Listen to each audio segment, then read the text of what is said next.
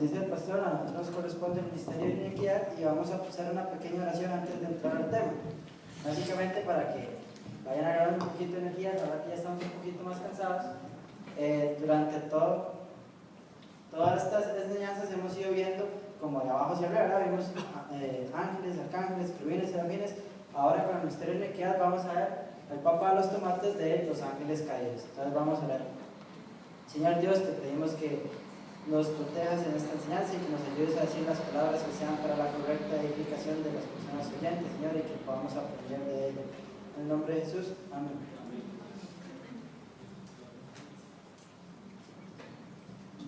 Buenos días, ¿me escuchan todos? Bueno, para empezar, quiero hacerles una pregunta.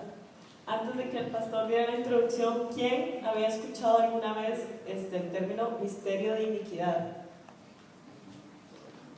Nadie. ¿Quién? Ah, bueno, nadie había escuchado ese término, misterio de iniquidad. Nadie ni siquiera tiene la menor idea de qué se trata. No. Bueno, entonces vamos a empezar. Misterio. Vamos a ver palabra por palabra. Primero, misterio. En el Antiguo Testamento, la palabra misterio hacía referencia a Daniel y a los sueños que le eran revelados, o los misterios que le eran revelados. En el Nuevo Testamento, la palabra misterio se usa para los planes, los propósitos y el trato de Dios, que sin ayuda la mente humana no puede comprender. Es decir, todas esas cosas que Dios nos quiere enseñar, pero que nosotros solos no podemos entender. Por eso es que dice Jesús: a vosotros os es dado saber los misterios del reino de los cielos, mas a ellos no les es dado. Para los que están apuntando, pueden escribir.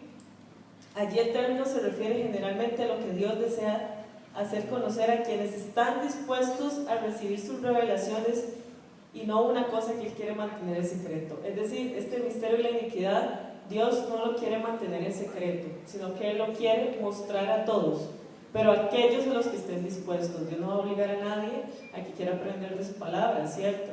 Como ya vimos, aquí nadie sabe lo del misterio de la iniquidad. ¿Cuántos están dispuestos a aprender hoy sobre el misterio de la iniquidad? Ok.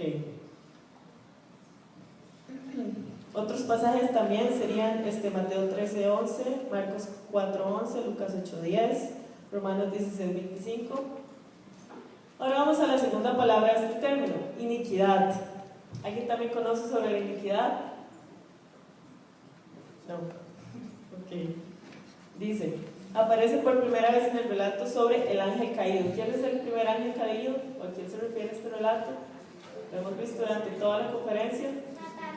Satanás. Entonces, aquí la primera vez donde hace referencia a la palabra iniquidad. Y dice, fuiste lleno de iniquidad y pecaste. En Ezequiel 28:16. Se toma la iniquidad, este término, como la maldad, impiedad y rebelión que inician Satanás, Apolión y Belial, que vamos a ver más adelante quiénes son todos estos. En el Antiguo Testamento se señala la iniquidad como una condición interna del corazón, aplicándose también a todos aquellos actos injustos que cometemos.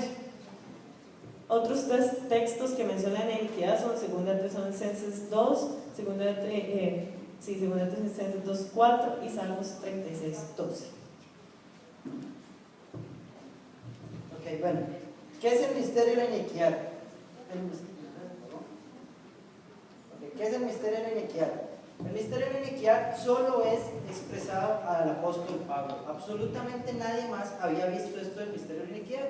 ¿Por qué? Porque era algo oculto. ¿Por qué oculto? Porque ¿a quién le sirve estar oculto? A Satanás le servía que esto se mantuviera oculto. Y Pablo es en 2 Tesalonicenses 2:7 el primero que lo revela y nos lo dice en la Biblia. Vean el versículo acá. Porque ya está en acción el misterio de la iniquidad. Solo que haya presente quien lo detiene, y hasta que él a su vez se ha quitado del medio, será revelado este misterio. Entonces Pablo nos dice que en su tiempo ya estaba en acción. Por lo mismo, en este mismo tiempo está en acción este misterio de la iniquidad. Pablo es el que lo revela y el que nos lo muestra, el que lo saca a la luz. Ok, ¿qué es el misterio? Bueno, Básicamente el misterio de la iniquidad es Satanás intentando hacer una copia de lo que él vio en el cielo. Satanás estaba en el cielo, él estaba ahí, y cuando Dios presenta a Jesucristo y le dice adoren en todos, Hebreos 1:6, Satanás comienza a pensar, se une con estos otros individuos, Apolión y Belial. Belial es el ángel de la confusión, y dice, no, aquí hay una trampa, aquí no hay que adorar a este hombre, o sea, porque vamos a adorar al Hijo. Y Satanás decía, no, o sea, si van a orar a alguien más después de Dios, soy yo, me toca a mí, no a él. Entonces ellos comienzan en estas matrápolas y convencen a un tercio de los ángeles. Comienza la lucha en el cielo, que ya todos nos hablaron, hasta que Jesucristo mismo se tiene que levantar y parar esta lucha. Entonces Satanás cae, llega, sale del abismo y intenta hacer lo que él vio en el cielo, pero con sus huestes, con su tercio de ángeles. Satanás lo va a hacer.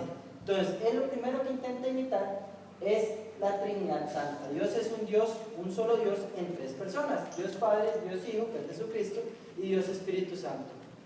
Satanás intenta imitarlo de alguna manera, ¿verdad? Él no puede imitarlo porque no es omnipresente, omnipotente ni omnisapiente, pero entonces él se pone en el lugar de Dios Padre, pone al anticristo en el lugar del Dios Hijo. Por lo tanto, el anticristo o Apolión es el que debe llevar la oración, el que debe ser adorado, igual que como Dios quiere que adoren al Hijo, Satanás quiere que adoren a su falso hijo, que es Apolión, y tiene en Belial a un falso Espíritu Santo. Más adelante vamos a ir viendo qué hace cada una de estas tres personas, pero ellos así imitan la Trinidad Santa. En Zacarías 5, versículos 5 al 11, ustedes pueden leer como en la séptima visión que recibe Zacarías, se le describe cómo esta maldad es llevada a Sinar. La tierra de Sinar es la antigua Babilonia, donde es ahí, donde es el centro de estos lugares. Estas tres personas son tres personas de Satanás, el anticristo y el falso profeta. Bíblicamente reciben figuras. Satanás recibe la figura del dragón. Este dragón, el anticristo o Apolión recibe un nombre o recibe una figura que es llamada la bestia que sube del mar, y el falso profeta es la bestia que sube de la tierra. Más adelante vamos a ir especificando figura por figura y les traemos unas imágenes para que ustedes comprendan lo que Juan vio en Apocalipsis. Ok, entonces básicamente estos son tres seres caídos, ¿verdad? Ya nos hablaron sobre la caída. Son tres seres caídos que perdieron su santidad y todo lo que tenían en el cielo. Cada uno trata de imitar a una persona de la Trinidad en su posición y su función. Como vimos, Satanás trata de imitar al Padre, Apolión a Jesucristo y Belial al Espíritu Santo. Por ejemplo, para que entiendan un poco más, Belial trata de imitar al Espíritu Santo. Sabemos que el Espíritu Santo es omnipresente, él puede estar en cualquier lugar, ¿cierto? Entonces Belial, para tratar de imitar esto, con sus legiones y con sus demonios que él tiene bajo su mano, demonios o ángeles caídos, como quieran llamarlo, él los manda por todo el mundo para simular una omnipresencia, que él está en todo lugar. Pero sabemos que es un intento fallido, porque no puede estar en todo lugar, solo el Espíritu Santo. Entonces lo hace como con esto, con sus legiones, para poder tratar de estar en todo lado. Estos tres son los principales gobernantes de los ángeles caídos o de los demonios, y son la Trinidad de los ángeles.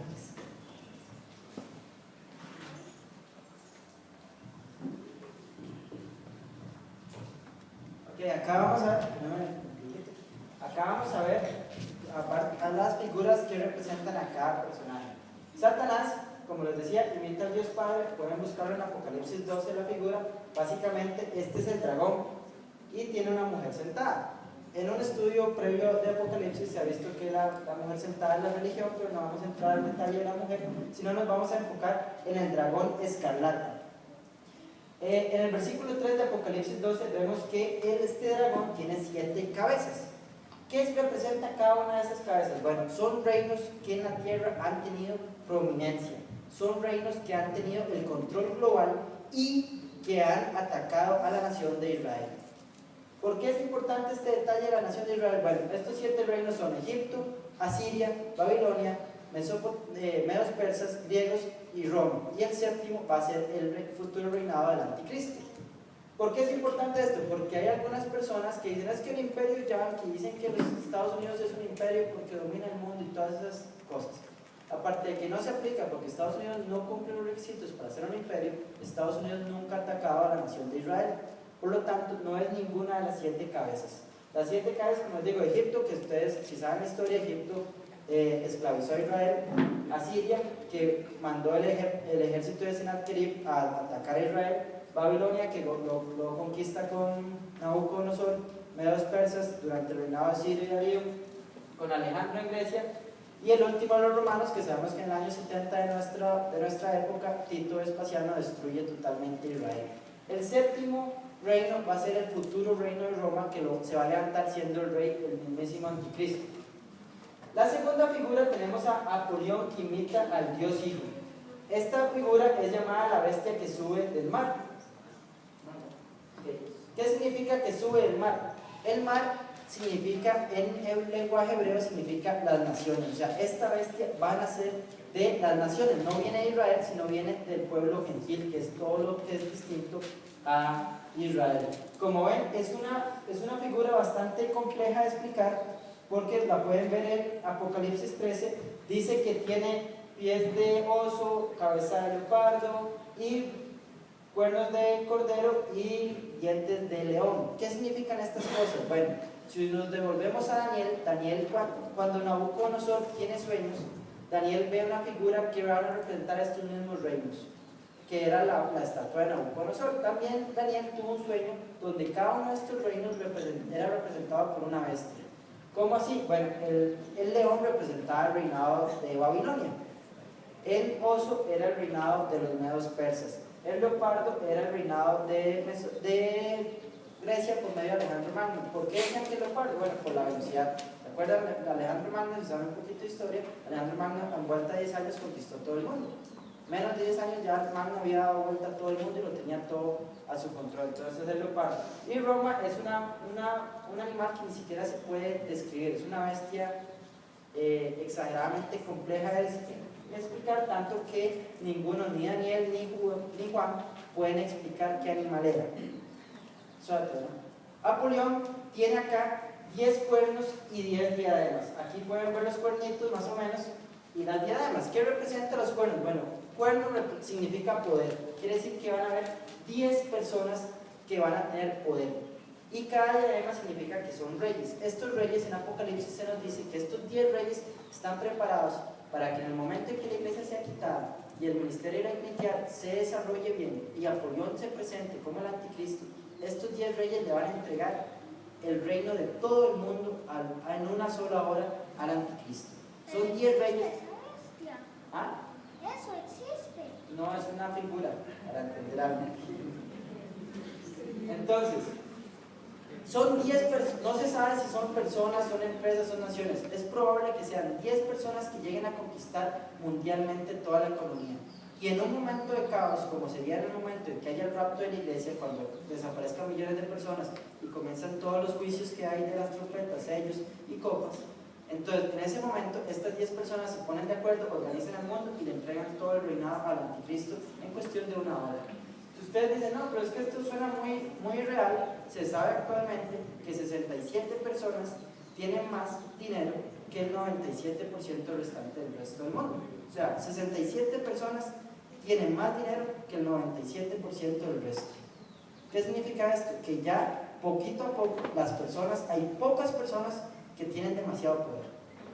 Y vamos hacia esto. Para demostrar que es Apolión, pueden referirse a Apocalipsis 9, Apocalipsis 9, 11 y 11, 7, donde demuestra que Apolión es este demonio que es liberado de la vida y es el mismo anticristo. Entonces ahí demostramos cómo es Apolión. No es un invento de nosotros, sino la Biblia nos demuestra que Apolión es el que va a ser el anticristo. El tercer ser es Belial. Como ya les comentó Stephanie, él imita al Espíritu Santo por medio de sus huestes y es el ángel de la confusión. Él fue uno de los principales, de los que mayor daño hizo en la rebelión de los ángeles. Al ser el ángel de la confusión, él convenció a muchos ángeles diciéndoles y confundiéndolos a no adorar a Cristo. La imagen de Belial es una imagen muy compleja, tiene 2 cuernos de carnero, tiene cola de dragón, es algo por el estilo, pero no se puede hacer un dibujo claro debido a la complejidad que tiene. Belial tiene la particularidad de que es un ser que no quiere la adoración. Igual va a ser el falso profeta, por eso Belial va a ser el falso profeta. El falso profeta, como nos dice la Biblia en Apocalipsis 13, busca la adoración para el Hijo, para Apolión. Belial se esconde. Tanto se ha escondido Belial que en la Biblia actual, en las versiones de 1960 y 1995, usted no va a encontrar la palabra Belial. Belial desapareció de la Biblia. Él se logró, por medio de las traducciones, irse escondiendo al punto que ya actualmente en la Biblia usted no encuentra Belial. Belial aparece como en 32 pasajes de la Biblia, pero hay que referirse a los originales para encontrar la palabra exacta. Principalmente nos lo encontramos en Nahum 3:19, donde nos dice sobre quién no ha pasado tu iniquidad. Belial es uno de los príncipes más poderosos y es el que más daño ha hecho porque se ha logrado esconder durante la historia. Ok, para agregar un poco ahí también de Belial, que es muy importante, este demonio se especializa en destruir al ser humano por medio de pecados sexuales y la drogadicción. Él es el especialista en hacerlos esclavos de estos vicios. Continuamos, ¿qué hace el misterio de la iniquidad? Lo que busca este misterio, como ya vimos, es que se rechace a Jesucristo y que que ellos sean los adorados. Este misterio se ha opuesto a todo lo que Dios ha hecho. Cuando si Dios dice blanco, ellos dicen negro. Y se lo tratan de meter a los seres humanos por corrientes, por modas, por religión, por todo, para que crean lo contrario y lo opuesto a lo que Dios dice. Al punto que nosotros vemos lo que hacen ellos como ya algo normal. Y no vemos lo que Dios hizo. Impiden la adoración a Jesús. Y también muy importante, ellos son los creadores de los sistemas mundiales. ¿Por qué? Dios no fue el que creó el término de imperio o de reinos, sino que creó las naciones. Pero ellos buscan que sean imperios en el mundo. Estos sistemas mundiales, vamos a hablarles como qué aportaron en la historia de la humanidad estos imperios, y que aún en la actualidad nosotros seguimos creyendo, practicando muchas cosas que estos imperios nos dejaron. El primer imperio es el de Babilonia, que enseña sobre la autorredención, cómo el ser humano puede salvarse a sí mismo y no necesita un salvador, que es contrario a lo que dice Jesucristo. Usted es pecador, usted no se puede salvar a sí mismo y necesita un salvador que ya murió en la cruz hace más de 2000 años y que derramó toda su sangre para nuestra salvación, ¿cierto? Pues ellos dicen lo contrario, ¿no? El ser humano puede salvarse solo. Stephanie, ¿Sí? disculpe, ¿nos podemos devolver un segundito? Vamos para anotar lo anterior que leímos. La información nosotras todas la podemos pasar digitalmente, la presentación o los textos, los que deseen.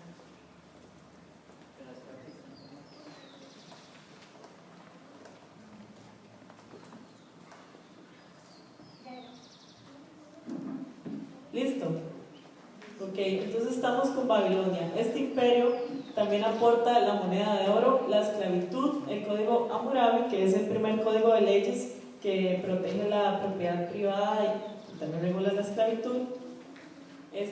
Aporta el sistema universitario y la idolatría, la adoración a muchos dioses y no solo a uno como Dios lo estableció. Su idioma era el arameo.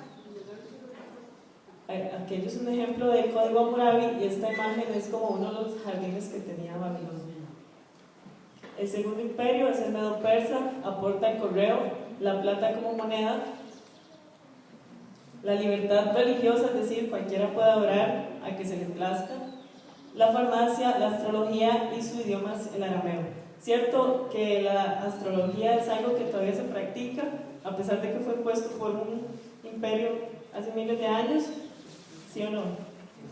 Ustedes conocen a gente que busca todos los días que dice el horóscopo para conocer su futuro, ¿cierto?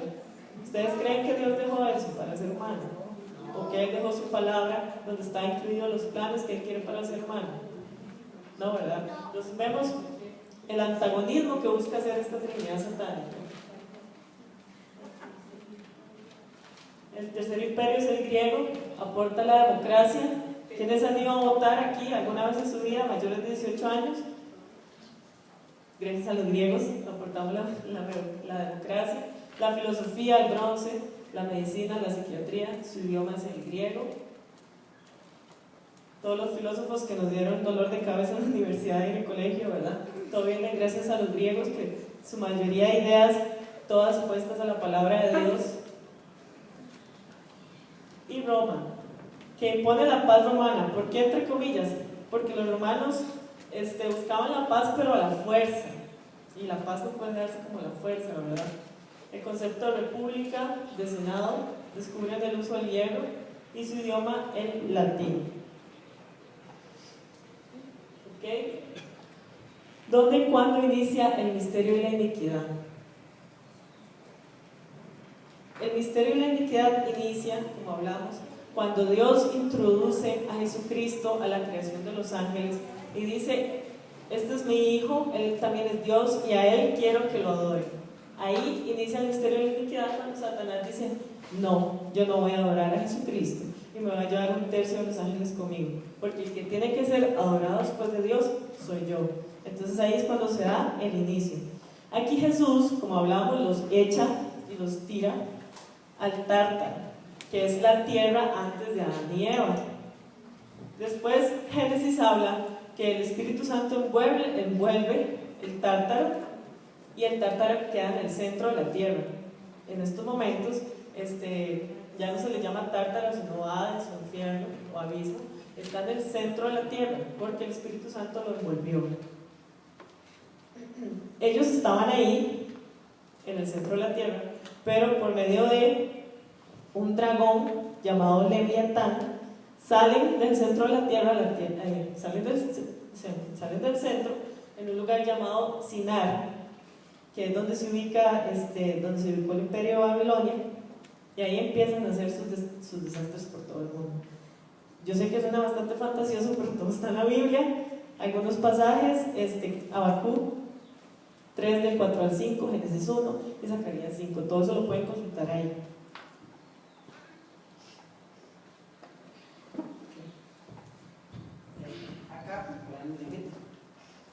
Acá vemos la imagen del dios principal Babilonia. ¿Por qué es importante esta imagen? Bueno, Babilonia está en la tierra de Sinar. Como les mencionamos, el misterio de iniquidad en Zacarías 5, 5 al 11 se nos dice que la maldad fue llevada a Sinar y ahí tiene su casa.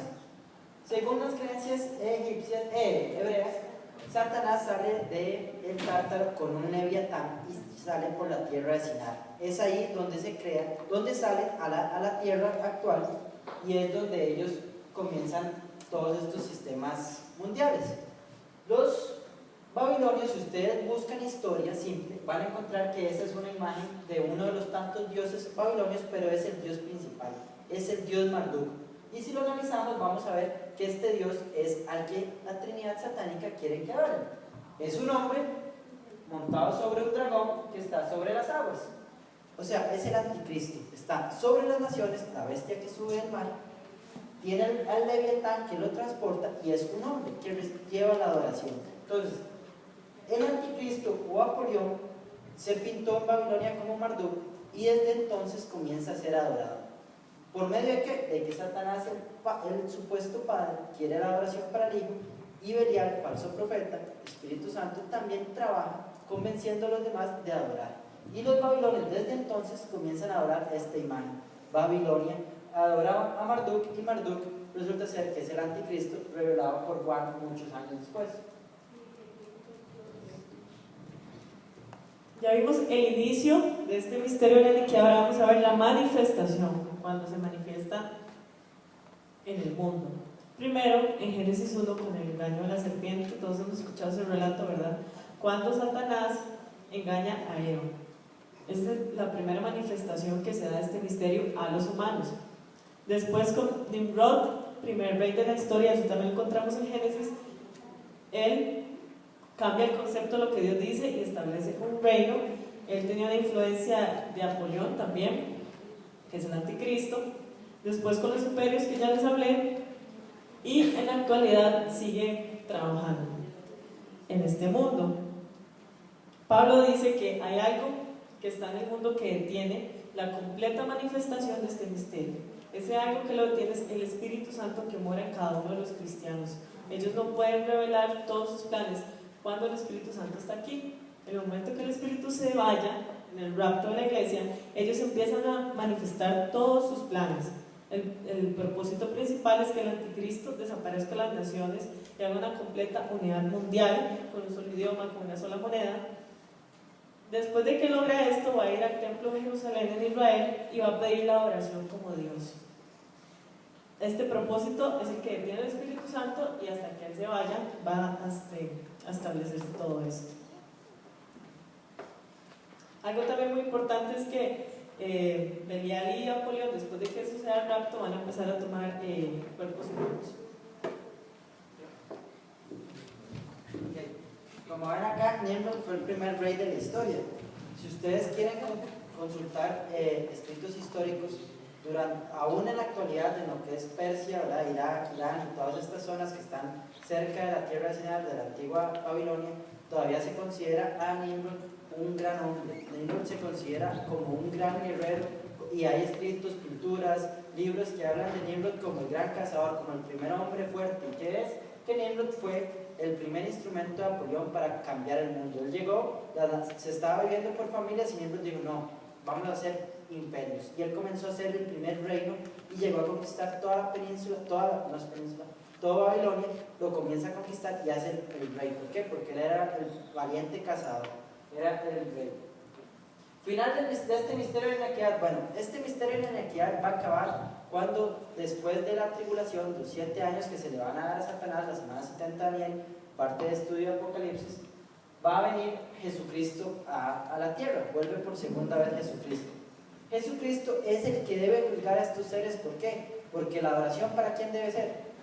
Para Jesucristo, según Hebreos 1:6. El Padre dijo, adoren al Hijo. Ahora, estos seres están robando la adoración del Hijo y por lo tanto Jesucristo los va a juzgar. Belial y Apolión van a llevar un castigo mayor al de Satanás. Y esto es importante entenderlo. A pesar de que Satanás es el supuesto padre, es el líder, no es el más malo, por así decirlo. Él es el menos malo, como Luis Friedman. El más malo es Belial y Apolión. Ellos, al haber sido más malos, al haber causado mayor daño en la tierra, mayor cantidad de hombres engañados, esclavizados y condenados al infierno por la confusión que ellos han llevado, van a llevar un castigo mayor. ¿Cuál es este? Van a estar 1000 años antes en el lago de fuego que arde con azufre. Apocalipsis 20, 19, 20. Durante estos 1000 años que ellos ya están en el lago de fuego, Satanás es atado y enviado al abismo. Después de estos 1000 años se da el reino milenial en la tierra, donde Jesucristo mismo va a reinar en Jerusalén. Después de estos 1000 años, Satanás es soltado al abismo y vuelve a convencer a personas humanas para intentar una última guerra contra Jesucristo. La Biblia nos dice que 21:3, Satanás sale, hace esta guerra y vuelve a fracasar. Y ahí sí, Satanás es enviado finalmente al lago de fuego para dar paso a la eternidad, donde ya Satanás no va a tener cabida porque estará en el lago de fuego. No es que se va a acabar, sino que él va a morar perennemente en este lago de fuego. Ok, entonces, así es como va a concluir el misterio de la iniquidad. Entonces, si alguno tiene alguna duda o alguna consulta que nos quieran hacer para tratar de expresárselas, porque este es uno de los temas más complejos porque ha estado muy velado durante toda la historia. Entonces, ¿alguna pregunta? Andrés, yo soy un aporte que a los que quieren saber sobre el Leviatán, Job habla claramente cuando el Señor le dice a Job. Exacto. El Leviatán que vimos en la imagen de Marduk es un animal que ya es extinto, pero en la antigüedad sí existía. Se saben registros del imperio babilonio que tenían estos animales. No domesticados porque no se domestican, pero tenían estos animales, ¿verdad? Durante el imperio babilonio todavía existía, pero ya el animal es extinto. La Biblia habla de él en Job también, como dice Hannah.